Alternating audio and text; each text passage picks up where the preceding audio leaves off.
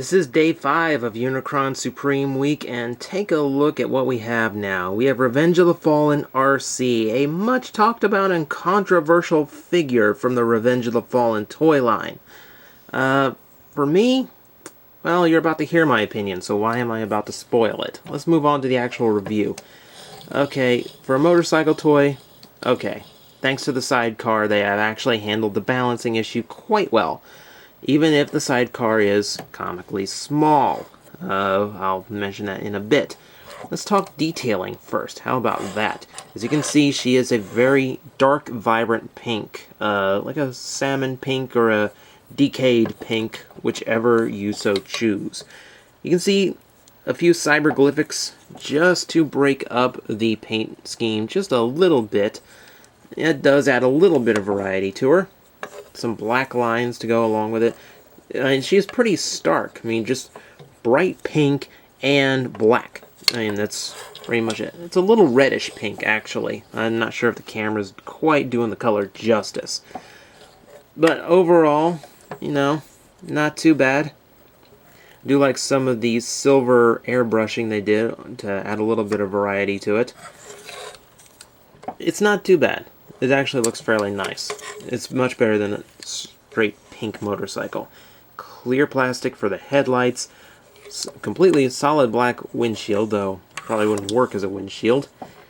The little rear view mirrors made of soft plastic so you don't break them. You've got a spot here for a license plate, which I thought was a missed opportunity. There's absolutely nothing on there. And the exhaust right underneath the seat. Seat, a little loose, doesn't quite peg in as solidly as I would expect. You've got a lot of little detailing here. I can remove this and show you the whole chain drive is molded in. You also have a kickstand in case you don't want to display it with the sidecar.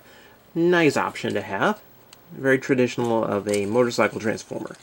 Of course, this way, there's no way of holding it up. So, I'm going to keep with the sidecar, which they took a lot of liberties with, just to say the least. You get a set of taillights on the back, so the molding's okay. It does come fully loaded with twin chain guns. Very nice. Give Arcee a little bit of attitude. And some, you know, fairly sharp paint apps there. So, not too bad. It's not like Chromia. It does not fit up here like it did on the first of the Arcee triplets, or however many we are getting at this point, because I've lost track. Overall, pretty decent bike. Let me show you how it's completely out of proportion that little sidecar is. Yeah, that doesn't quite work out, does it? And you can put the Human Alliance figures in there. That absolutely looks moronic, doesn't it?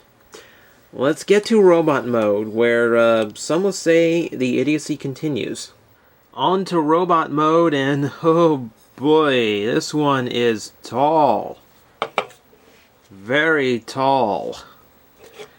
Revenge of the Fallen Arcee ranks as one of the tallest figures in the toy line because of her unique design. Remember when I said last time about quirky Transformers? Yeah, we are looking at a very prime example with this figure. And, geez, this one's going to be hard for me to review here, just to manage to keep the entire thing into camera frame. Okay, as you can see, external spine. That's pretty much what this figure is all about. Yeah, it's what it is. That's kind of the theme for the Arcee triplets, so no, not too big of a deal. It is very far-reaching, and while it does take away a lot of the normal play applications, no leg articulation, in a very strange way, lots of waist articulation in all kinds of different ways here. It is quite strange, to say the least. But you know what? I don't mind it so much. It reminds me, it's more serpentine, like a naga, if for those who know mythology. So it kind of works for me. I mean, I kind of dig this little design quirk. For typical stuff, she's got a fully realized shoulder articulation in both, even though it's very different jointing in both shoulders in order to accomplish it. And she does get full range in elbows as well. One of the hands useless, tucked away inside kibble. The other one's there, is kind of present, barely. Small gimmick going here for her here as well. The spring out knife blade. She will cut you. Really, for play features, that's pretty much it. She pretty much goes solely on this unusual design of hers.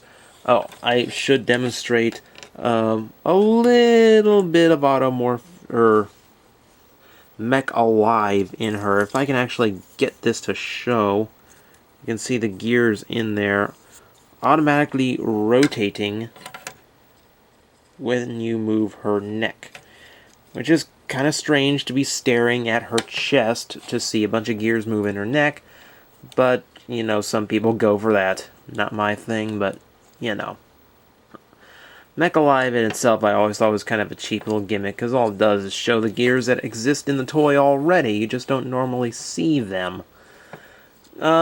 But overall, okay, I should point out a few other things here, I guess. She carries over most of the detailing from vehicle mode. Some of it, you know, the new exposed parts, except for her head, really don't have anything extra to add. And what that sound was a small fault with the toy. That was this thing falling off. See, the way her legs just kind of go together, they just kind of friction in there. So that thing does tend to fall off if you're a little rough with it. But usually you won't have a problem. Of course, I'm trying to record a review here, so of course I have a problem with it. Aside from that, the only real new detailing on it is here in the chest. It's in vehicle mode as well, but just a slight bit of this white pearl spray on her chest, just to break her colors up a little bit. It's not a bad little detail.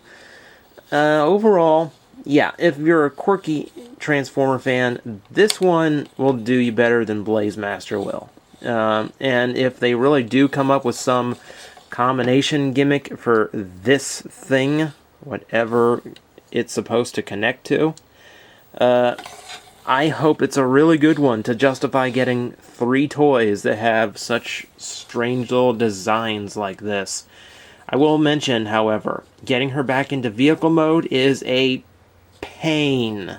She is really strange to transform. And for some reason, thanks to her kibble, she has a pizza cutter elbow. I don't know why. So, that is Revenge of the Fallen Arcee. And you know, after such a complex Transformer, I feel the need to go simple again. So tune in tomorrow, one more review, and another change of gears.